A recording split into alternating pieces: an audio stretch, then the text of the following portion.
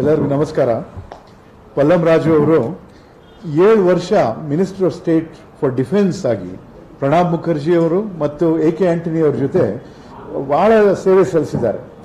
Defence sector ಬಗ್ಗೆ ಇವರು original training as N engineer, ಬೇರೆ ದೇಶಗಳಲ್ಲಿ MBA ಮಾಡಿಕೊಂಡು ಕೆಲಸ ಮಾಡಿ on the defence subject army, air force, navy ಬಗ್ಗೆ ಬಹಳ ತಿಳ್ಕೊಂಡು ಅವ್ರ ಅವಧಿಯಲ್ಲಿ ಅನೇಕ ರಿಫಾರ್ಮ್ಸ್ ತಗೊಂಡು ನಮ್ಮ ಫೈಟಿಂಗ್ ಫೋರ್ಸ್ನ ಸ್ಟ್ರೆಂಥನ್ ಮಾಡಿದ್ದಾರೆ ಬಹಳ ವರ್ಷದಲ್ಲಿ. ಅದಾದಮೇಲೆ HRD ಮಿನಿಸ್ಟ್ರಿನಲ್ಲಿ ನಮ್ಮ ಎಜುಕೇಷನ್ ಸಿಸ್ಟಮ್ನ ಓವರ್ ಹಾಲ್ ಮಾಡಿದ್ದಾರೆ. ಅವರು ಕರ್ನಾಟಕ ರಾಜ್ಯ ನಮ್ಮ KPCC ಜೊತೆ PRO ಆಗಿದ್ರು. ಮೊದಲು ಪ್ರೀವಿಯಸ್ ಮೆಂಬರ್ಶಿಪ್ ಡ್ರೈವ್ನಲ್ಲಿ PRO ಆಗಿದ್ರು. ಅವ್ರಿಗೂ ಕರ್ನಾಟಕಕ್ಕೂ ಬಹಳ ಸಂಪರ್ಕ ಇದೆ ಮೊದಲಿಂದ. ಇವಾಗ ಅವರು ಈ ಅಗ್ನಿಪಥ್, ಈ ಒಂದು ಡಿಸಾಸ್ಟ್ರಸ್ ರಿಫಾರ್ಮ್ ಮೆಷರ್ ಅಂತ ತಂದಿದ್ದಾರಲ್ಲ ಮೋದಿ ಸರ್ಕಾರ, ಅದರ ಬಗ್ಗೆ ತಮಗೆ ಮಾಹಿತಿ ಕೊಟ್ಟು ಅದರಲ್ಲಿ ಏನು ವೈಫಲ್ಯತೆಗಳಿವೆ ಅದರ ಬಗ್ಗೆ ನಿಮ್ಮ ಜೊತೆ ಮಾತಾಡ್ತಾರೆ. All yours. So before I speak, I hope all of you have got the material that has been sent by the communications cell of AICC. Have all of you received it? Okay, because it was supposed to be distributed before so that you could go through the points. Yeah. Just 2 minutes. Yeah. Go ahead. That's okay. Let the distribution be over and then we'll do that. Again, there'll be a little restlessness.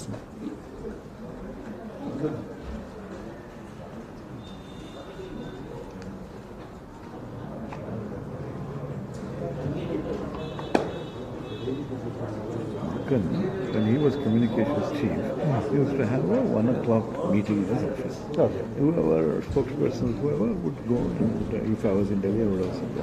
We would work out the party line. Surjewala would never do that.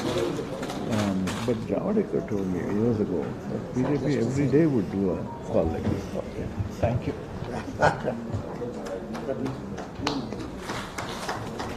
Thank you.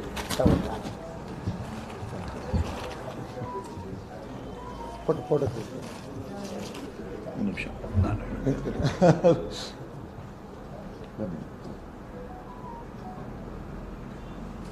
Thank you.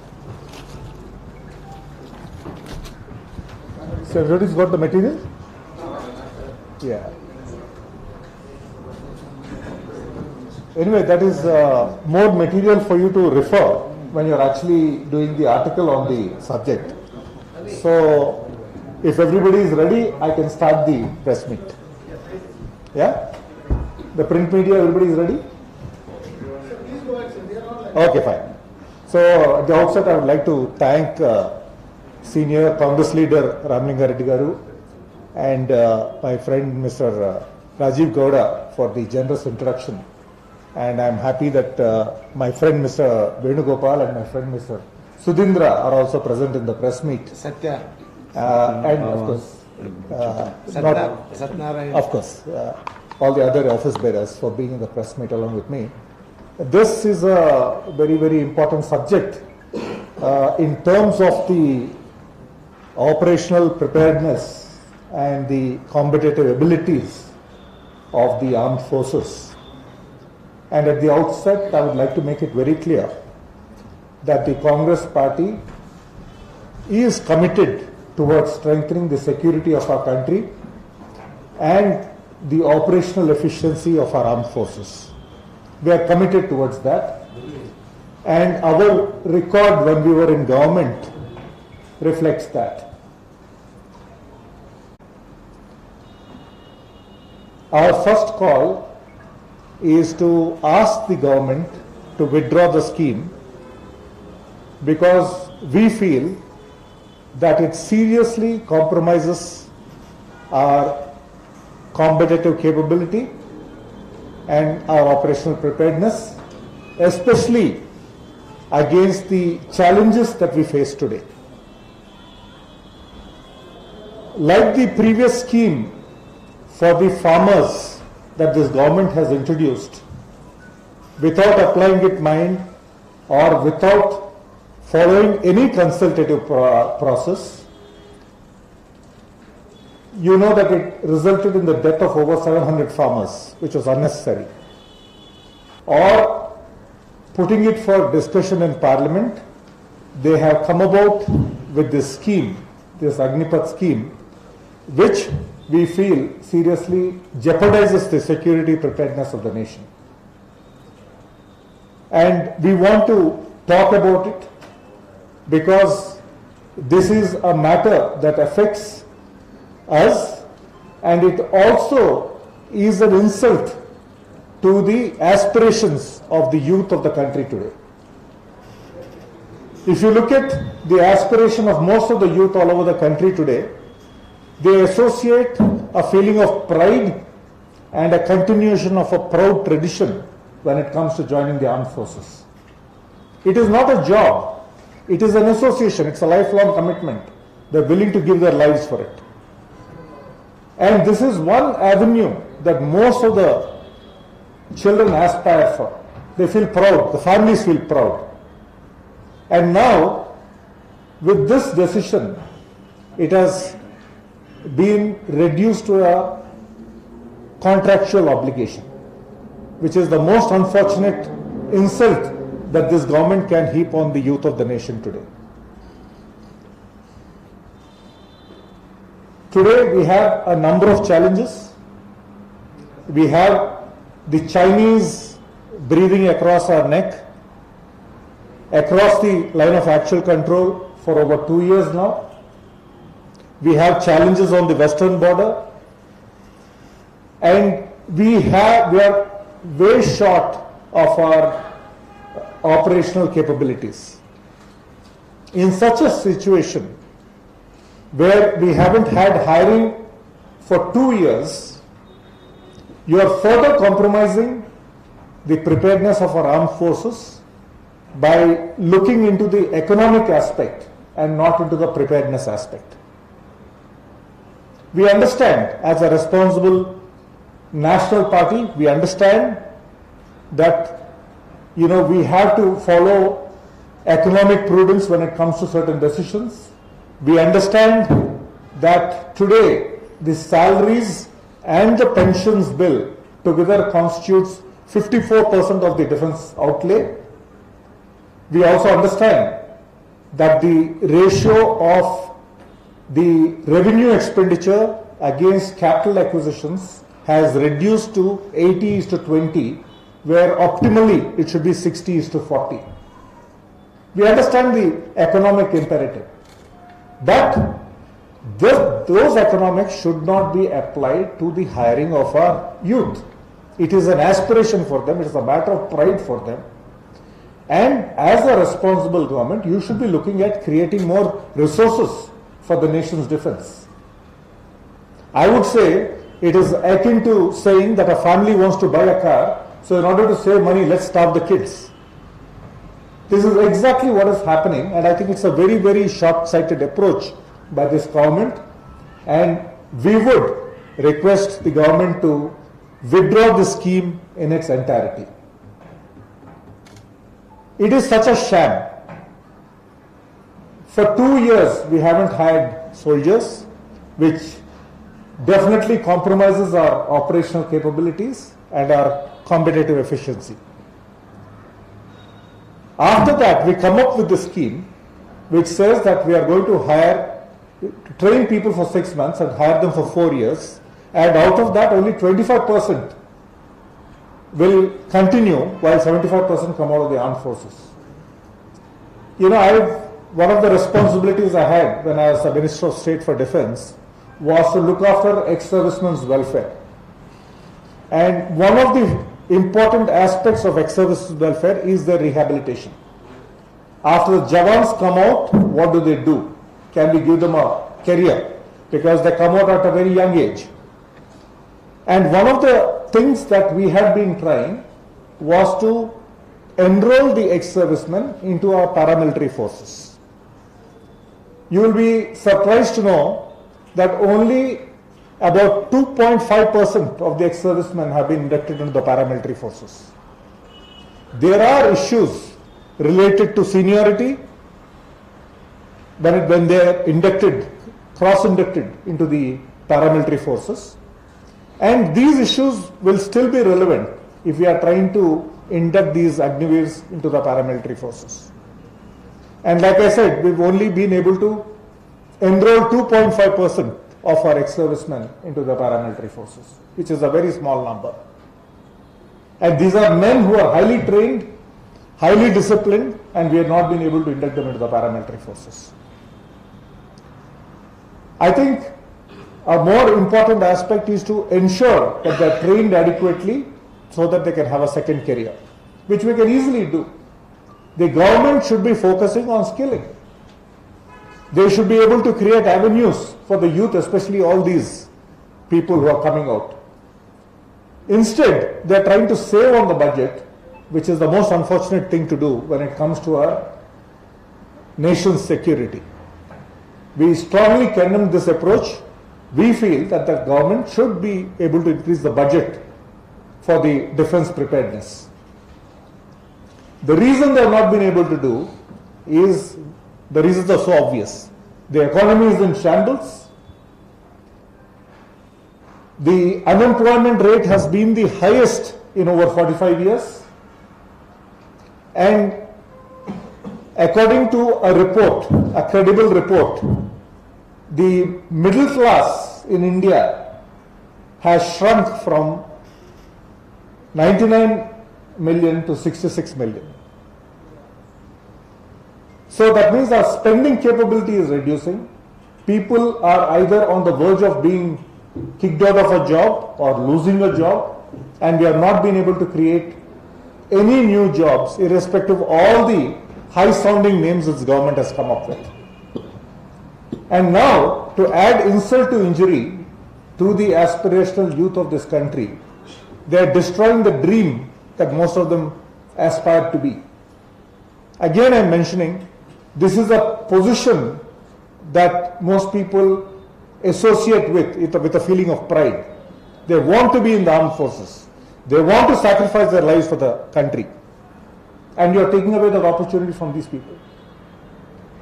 So we appeal again to withdraw the scheme. The late General CDS, General Bipin Rawat, in fact wanted to increase the age of the Jawans to 56 years. He knew that there were not enough avenues once the Jawans come out of the armed forces. So I think keeping his memory, this government shouldn't be doing such things. I think it's a matter of shame that they are attempting to do this. And today, there are so many security aspects that we need to prepare for. The warfare theater is changing. It is asking for faster responsiveness. The weapons and the systems are getting increasingly sophisticated, which again calls for a larger degree of training. In such a scenario, you are curtailing the training to 6 months and you are curtailing their career to 4 months. So I think this is going to seriously jeopardize the national security, and we would like to call for its complete withdrawal. On the jobs front, the record of this government has been abysmal. Today, as we speak, there are 26 lakh vacancies in central government, and overall, the central government and other vacancies put together, there are about 62 lakh vacancies, which the government is unable to fill. So, I'm pleading on behalf of the Congress party that the government withdraw this scheme, indulge in a more serious discussion about this, and prepare better if you want to create an avenue for the employment of our youth into our armed forces. So again, I would like to end this by saying that what started off as one rank, one pension ends sadly with no rank, no pension. This has been the contribution of this government, and it is a sad state of affairs that it reflects so poorly on preparing our national security and preparing our operational capabilities towards the defense of our country. And it is shattering the dreams of our youth all over the country. Thank you and Jai Hind. Sir, if I am not wrong, you are the much better person known about all these things. When it comes to defense, you know much better than the things. You have given some facts and figures here. The claims and the truths. Yes. When it comes to the truth, why Congress is silent till now as far as Agnipath scheme is concerned? Because Congress is the party which holded the office for so many years and knows the defense capacity of the India for much better. We are just saying that we will fight to China and other things when we spend our expenditure to the army is very less compared to other countries. How this scheme really damages the backbone of the army and the armed forces? Can you explain that, please? Anyway, first of all, I want to refute you on that I don't claim to know anything better. But a lot of knowledgeable people, ex-servicemen, people who held in responsible positions, and people who won the Paramveer Chakra, they have all condemned the scheme and said it is very, very dangerous. And now, a serious review was done after the Kargil war towards our preparedness. And one of the recommendations of the Kargil committee was that our Jawans should be able to serve at least 7 to 10 years, after which these people could be inducted into the paramilitary forces. Why I am mentioning it is because that is the reason that this government has been mentioning that the Kargil Review Committee. Nowhere does the Kargil Review Committee says that, hire them for 4 years. So now I had to follow up on the other questions that you have asked. I have reasonably elucidated my reply, which is against the threats that this nation faces. We need to prepare in a much more serious manner in terms of our preparedness, in terms of modern armaments, in terms of our preparedness of our soldiers. And so we seriously feel that the 6 months of training and 4 months of a career puts them neither here or there, doesn't give them the required experience to handle the modern weaponry that is coming into warfare today.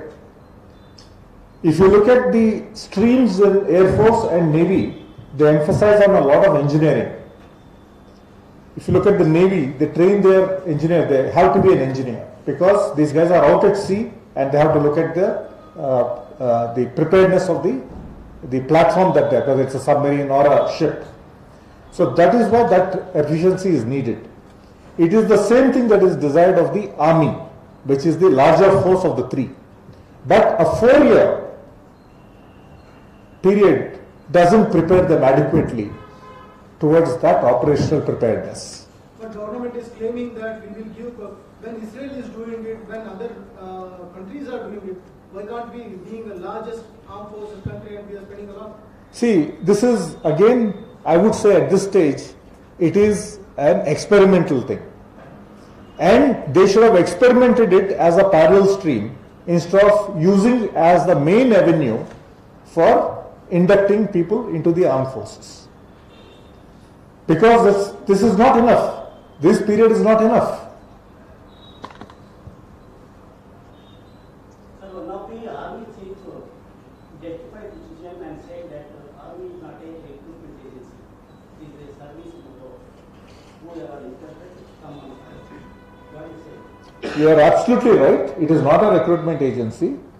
It is an agency where people get in with the single desire to sacrifice their lives for the country.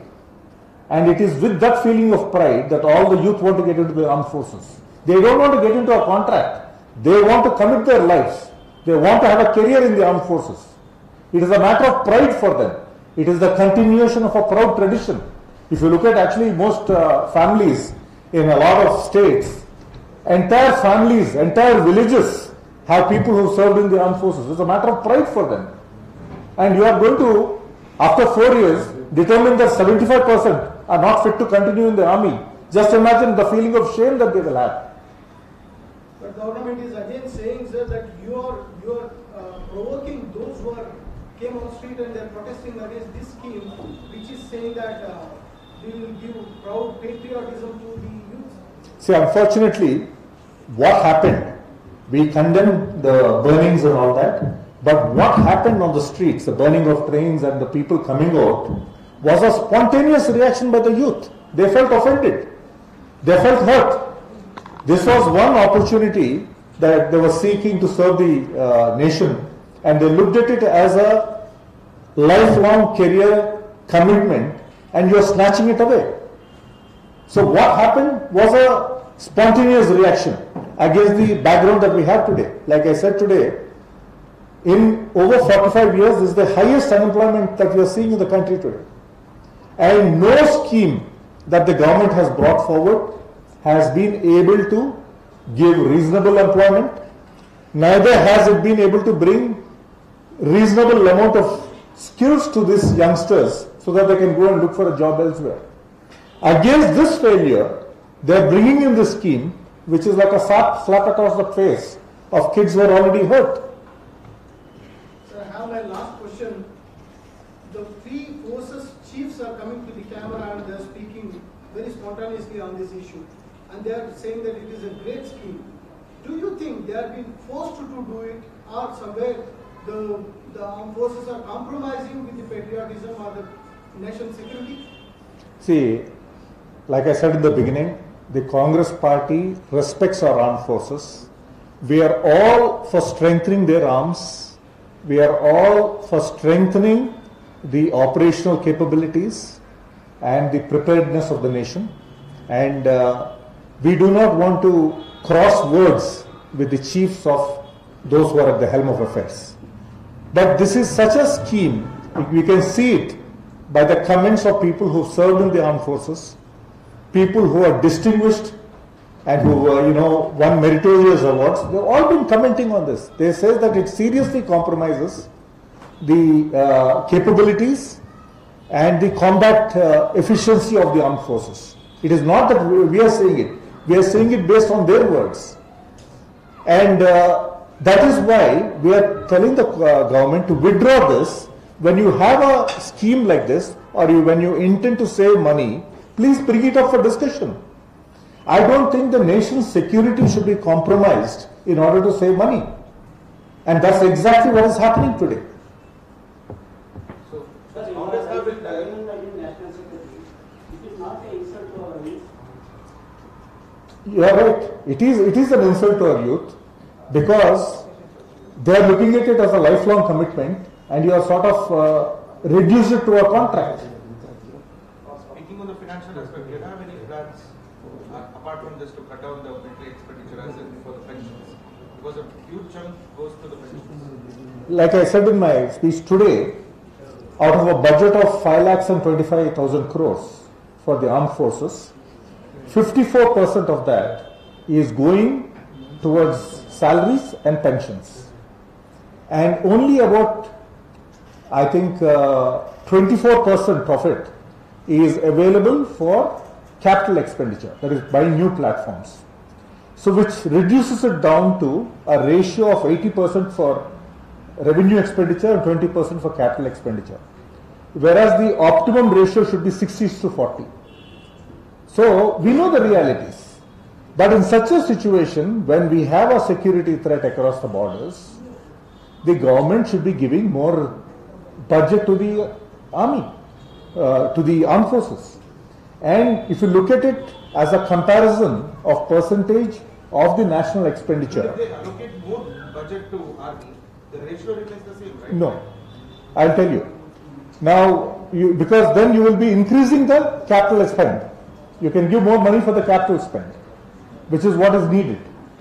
And if you look at the comparative figures, if you compare it to 2017 to 18, to the today's budget, it has reduced from 17% of the national spend, overall national spend, to 13%. In fact, we should be doing the reverse. We should be jumping it up much more, especially with this Chinese security threat across the border.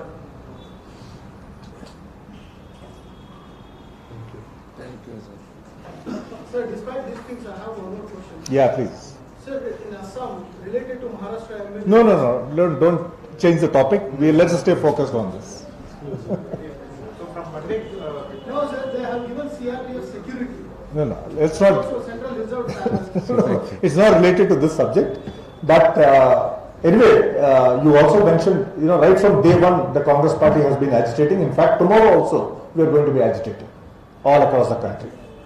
And today, in 20 cities across the nation, we are conducting this press conference at 1 o'clock, like we did today here. Thank you. Thank you. Thank you.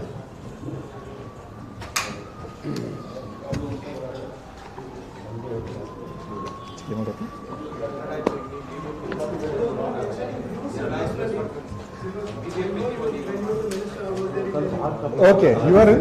He was there for a long time. Oh, really? Okay. I recognize some faces, including yours, but I don't remember the context. Yeah. Who? I won't claim to, but yeah.